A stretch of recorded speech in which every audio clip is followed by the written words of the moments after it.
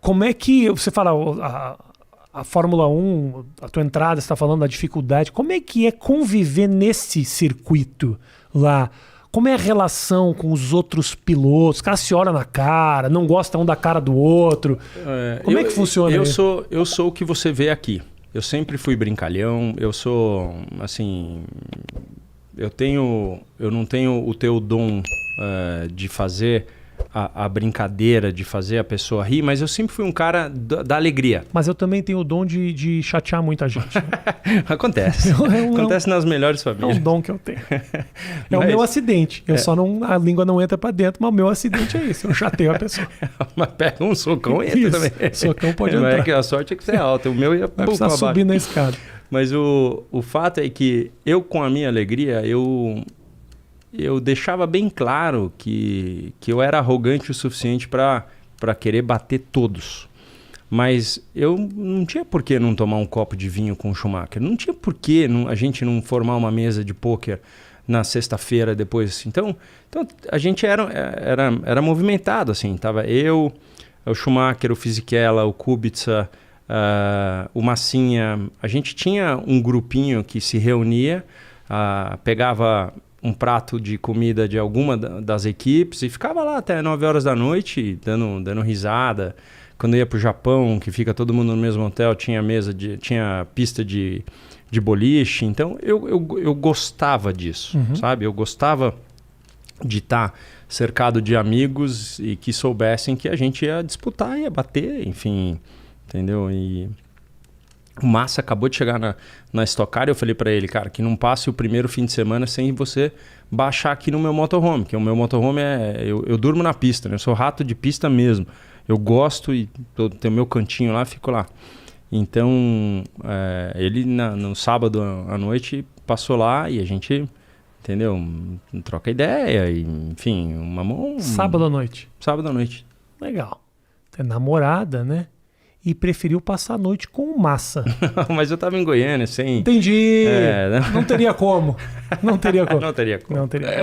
Agora, você fala que você tinha uma relação, então, com o Schumacher? Você tinha uma relação Tinha. Na verdade, Vocês eram parceiros muitas vezes, quando eu tava mamado. Já tava um pouco mais mamado, eu perguntava pra ele, assim... Eu falava assim, cara, mas por que tem tantas coisas que... Ele só falava pra mim, você é muito bom, você é muito... Eu abraçava, sabe aquelas coisas assim de você falar assim, você é meu irmão? Ele falava pra mim assim... bêbado. You're too good, mate, you're too good. Ele nunca respondia o que eu tinha perguntado, entendeu? Mas a verdade... Você tem alguma relação com agora o que aconteceu? Que momento tá a história dele? Você acompanha? Não, eu não tenho. Eu tentei saber por uma pura... porque, é assim, para você ver como é o Brasil, né? Eu estava na Califórnia. Primeira vez que eu tinha ido esquiar com a família. Eu nunca tinha, assim, feito algo semelhante. Eu trabalhava para Marlboro, para a equipe da Ferrari, que levava a gente para Madonna de Campilho, que tinha esqui. Mas ali, ele me botava o esqui, eu ficava paradinho, tirava foto e zarpava. Tá. Porque... quem sabia esquiar, sabia. Quem não sabia, a equipe não deixava você ter o perigo de se machucar. Então, nesse momento, eu estava num final de ano esquiando com a família. E eu postei a foto num momento em que a notícia começou a rolar de que ele tinha sofrido um acidente. E aí, o que eu lembro, cara, é de gente escrevendo assim, como você é maldoso, cara. Não adianta você agora tentar... Aí eu comecei a...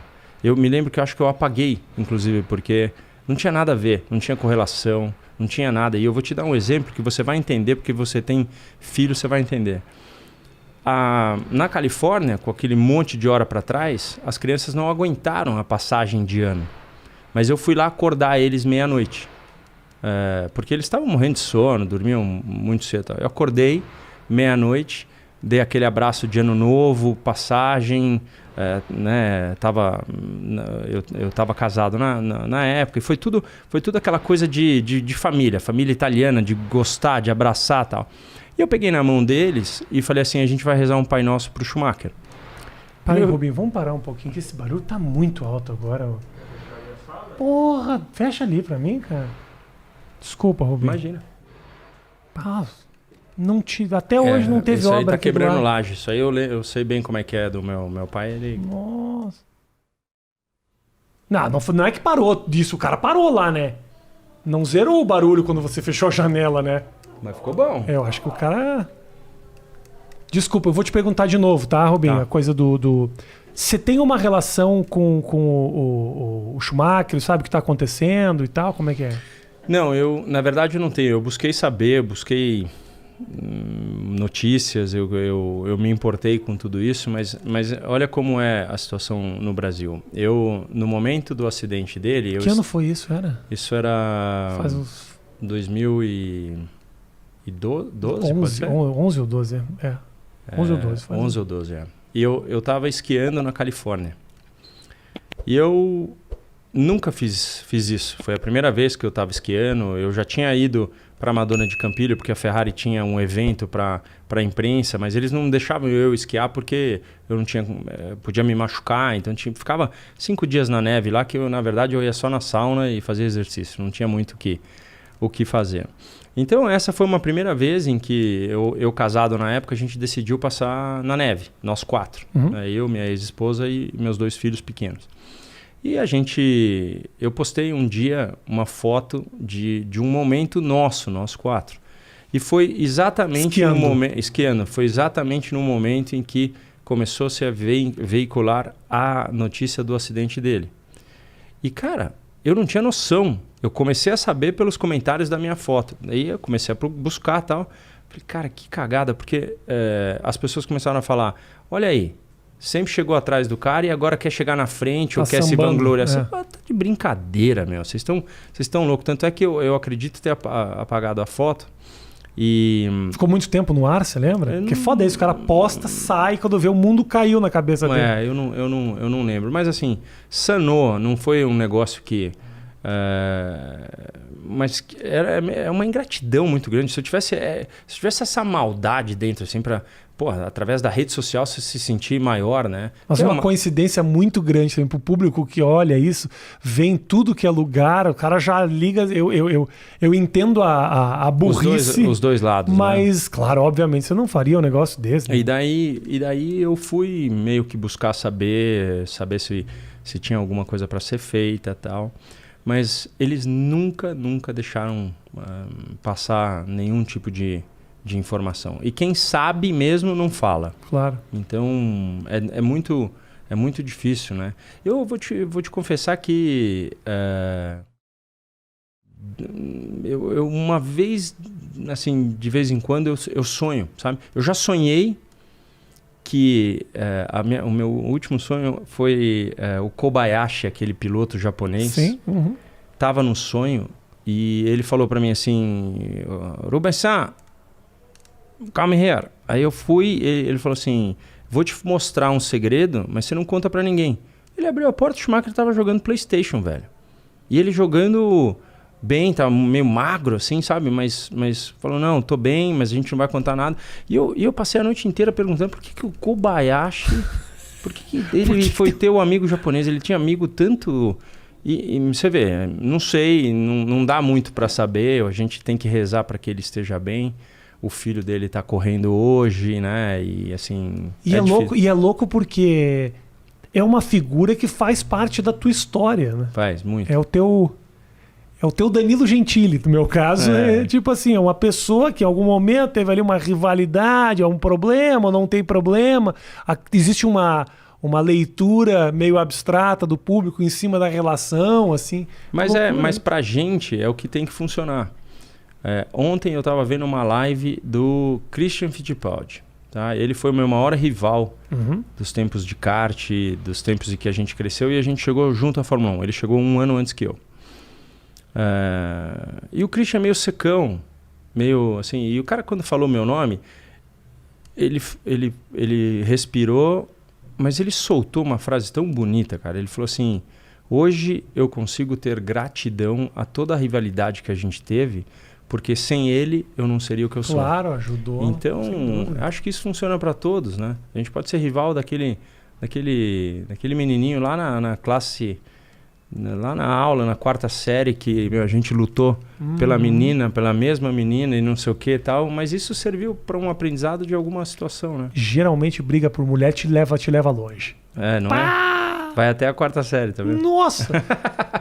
Me lembro uma menina que eu passava... Sabe que quando eu era... Contar essa história, acho que eu contei só no Ilha de Barbados. Eu dei em cima da Fernanda Lima, quando a gente tinha 18 anos, por aí. Linda. Obviamente, continua uma mulher maravilhosa. Linda, 18 anos, eu encontrei numa festa. E eu já tava nesse negócio de querer trabalhar com televisão, sabe? Um moleque ainda, né? Ela já trabalhava com televisão? Ela era modelo na época, foi apresentada e tal, e eu já tava querendo fazer faculdade, fazer um estágio numa TV, queria virar artista, queria.